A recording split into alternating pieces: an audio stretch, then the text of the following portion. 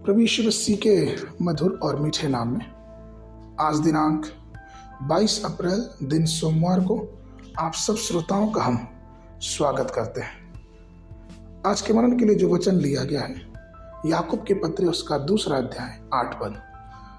वचन कहता है, तो भी यदि तुम पवित्र शास्त्र के इस वचन के अनुसार कि तुम अपने पड़ोसी से अपने समान प्रेम रख सचमुच में उस राज व्यवस्था को पूरी करते हो तो अच्छा ही करते हो। प्रियो, सारा संसार प्रेम से संचालित होता है। एक माँ अपने बच्चे को पैदा करती है, उसे 9 महीने अपने पेट में पालती है और उसे पैदा करके उसकी पालन पोषण करती है। उस पालन पोषण में माँ का प्रेम दिखता है।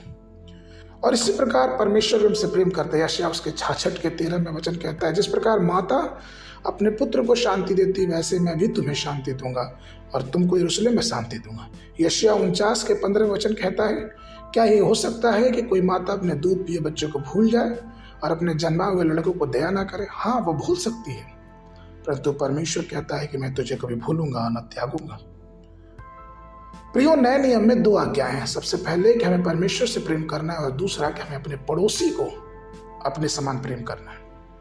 पहले यूहन्ना 4 के 20 में वचन कहता है कि और अपने भाई से बैर रखता है तो वह झूठा है, क्योंकि जो अपने भाई को जिसने उससे देखा है प्रेम नहीं कर सकता, तो जिस परमेश्वर को उसने देखा ही नहीं, वो उससे प्रेम कैसे कर सकता है? और शायद कहीं ना कहीं इस बात को परमेश्वर जानते थे, इसलिए लूका उसके 6 अध्याय के 32 पद से लेकर 35 पद तक यीशु मसीह ने ऐसा कहा कि यदि तुम अपने प्रेम रखने वालों से प्रेम रखते हो तो इसमें कौन सी बड़ाई? क्या पापी भी अपने प्रेम रखने वालों से प्रेम नहीं रखते? यदि तुम अपने भलाई करने वालों के साथ भलाई करते हो तो इसमें कौन सी बड़ी बात है? क्योंकि पापी भी तो ऐसा करते हैं। और यदि तुम उसे उधार देते हो जिसे पाने की आशा रखते हो तो इसमें कौन सी बड़ाई? क्योंकि पापी भी उधार देते हैं कि वो फिर पा सके।